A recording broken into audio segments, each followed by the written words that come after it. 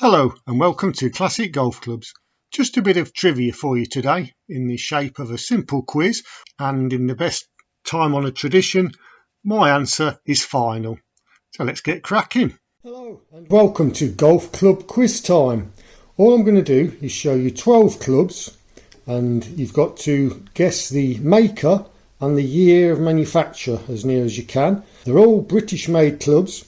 It's hard to imagine that at one time Britain used to make thousands and thousands of clubs a year, but unfortunately pretty much all of those companies have now disappeared. But anyway, let's stop chatting about the past and look at the past. Here's the first club then. There will be clues to be picked from the club to date it, and possibly if you know your British clubs well, you might be able to identify the maker as well. So first club then, it's an iron obviously. We've got the name Gary Player there. We've got a logo related to the manufacturer, and also a clue here, the master model. Nice ferrule, quite a long one. If we look at the face, it's just a standard grooved face, and if we look at the sole, I've covered up the maker's name there, but we can see it says Scotland, and this is a number 5 iron. We'll just have a look at the shaft now.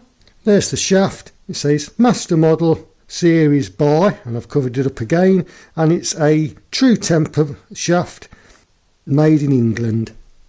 So that's club number 1, and here's club number 2. Again, we've got a logo there which might give you a clue to who the manufacturer is. Ray Floyd, prominent professional of the time the club was made, and it's the Power Ridged model. That's given by the ridge there that runs down the back of the blade. Hopefully I'm not giving too much away on the hosel there, I don't think so. The face, fairly straightforward. And if we look on the sole, we can just see it's a number 4. There's the shaft. Again, I've covered up the name, but it's a Pro Action, regular flex, power stepped. So not only is it power ridged, it's power stepped. So that's club number 2. Let's have a look at club number 3 now then. This is a putter. We've got made in England, Bobby Lock, triple crown, and a crown mark there, which again was used by this manufacturer. Got the manufacturer's name there that I've covered up. So Bobby Lock, when was he around? Triple crown, most likely relates to his 3rd Open prize. So if you know the year of that, it might give you a clue as to when this was made. There's no shaft label on it. There we are, Bobby Lock triple crown. Club number 4 is a not very well known manufacturer, so I've left sort of an abbreviation of the name there. It's not the actual name of the manufacturer, but this is the Cypress Point USA model Sparco product. It's a 4 iron this time, stainless steel and a straightforward lined face. Nice ferrule, fairly long, and the shaft band tells us that it's a true temper Pro Fit shaft, regular flex. Club number 5 then. International, the model name, the ferrule fairly short. It's a number 4 iron, nice big number 4 there. Plain face, there we are, hopefully you can read that. It says dynamic, true temper, made in USA. That's club number 5. Next up, club number 6. Another iron, Lee Trevino is the professional's name on there. Give you a clue towards the date that this was likely to have been made. Personal model, nice picture of his sombrero there, has featured on the channel before. It's another 4 iron, the name is covered up. Sombreros there, obviously relating to Lee Trevino. And it says around the hosel, made in Scotland, handmade in Scotland. The shaft band, it's a Contralite shaft, regular flex, and I've covered up the name of the manufacturer because that was printed on there as well. Club number 7 is the only wood in the group. British made woods aren't very distinctive, they generally follow the same pattern, and the only difference is the transfer on the top. This one's got a very nice face on it. It's a persimmon wood. Name on the top there, Peter Thomson, Australian winner of the Open on 5 occasions. If we have a look at the sole, that's going to give us the most information. We can see I've covered up the name there. It says Brassy, a traditional name rather than a number, so that might give you a clue as to the date. And it also says Great Britain registered, and that's a number there. We have a look at the shaft band. It's a True Temper, Pro Fit, Regular Flex. So that's club number 7. Club number 8 then. This one a little more modern. It's one that has featured on the channel before, so regular viewers might be in with an advantage here. 4 iron again. I've covered the name up. Tour Custom, frequency matched, pure blade, and it's a beauty there. The shaft band, it's a gold, frequency matched.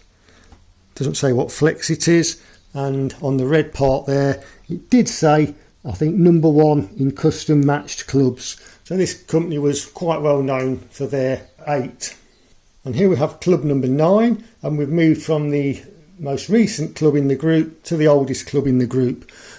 There's quite a few clues on this one. Some of them may be misleading, but we've got the name of the professional here that the club was made for, and that's Robinson and Company, Singapore and Kuala Lumpur. I've covered up the actual name, but we can see Leven, Scotland there. The model, Pin Cracker. Similar to one of their most popular models, mark of the company there, which is a hand, often referred to as the hand of friendship. Brown coated steel shaft. With a faint mark there left by the original shaft label. I can't remember off the top of my head what it was, so I'll bring that up in some text here. Club number 9, another one that's featured before. It's the number 5 iron, tournament model. Got the name on the sole there and 5 again. Straightforward lined face.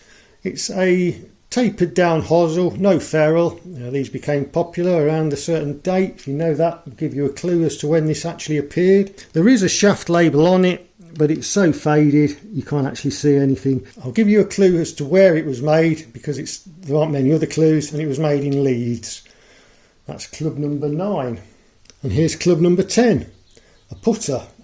Another quite old club. Not many clues on the top there, there's no name at all on it, but if we look on the bottom, more information on the bottom. St Andrews was where it was produced, so this company was based in St Andrews, Scotland. It's the Black Magic model, centre balance, made in Scotland obviously. The shaft on it is a metallic type of shaft. These were popular for a certain number of years when this was made. So can you identify the maker and the year?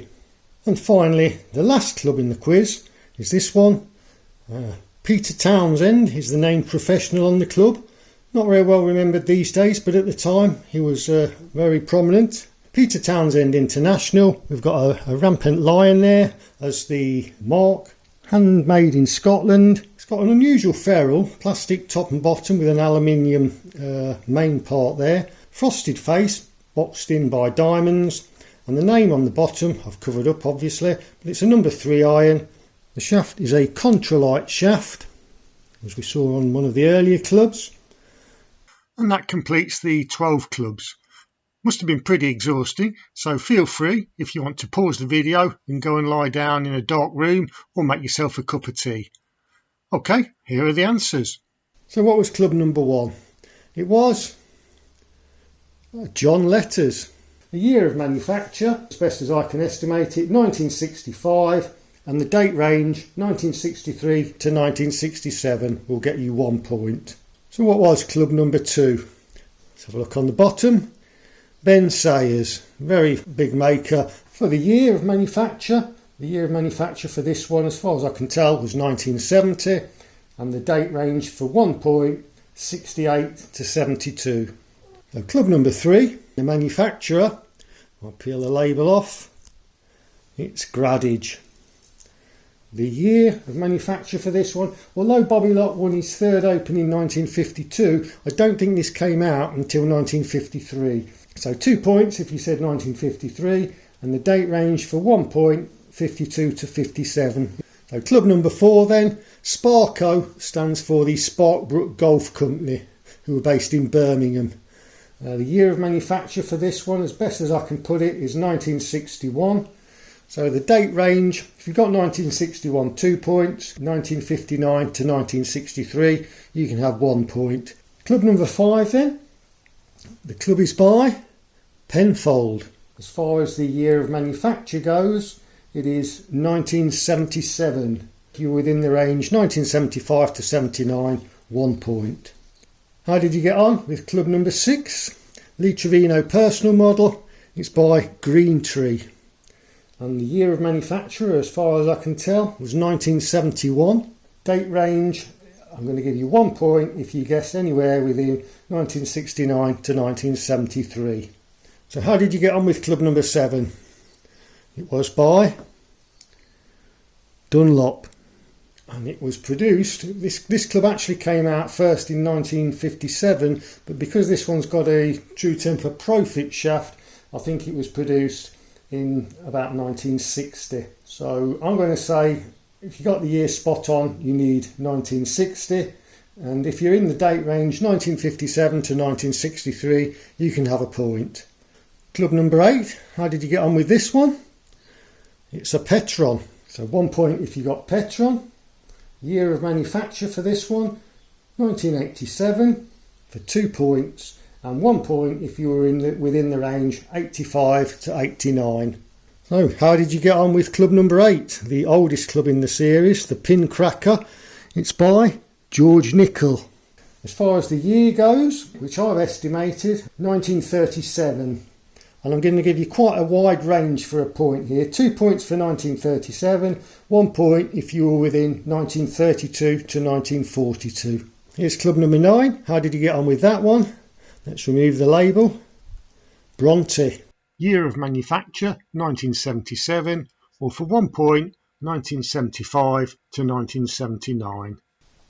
So how did you get on with club number 11, the Black Magic putter?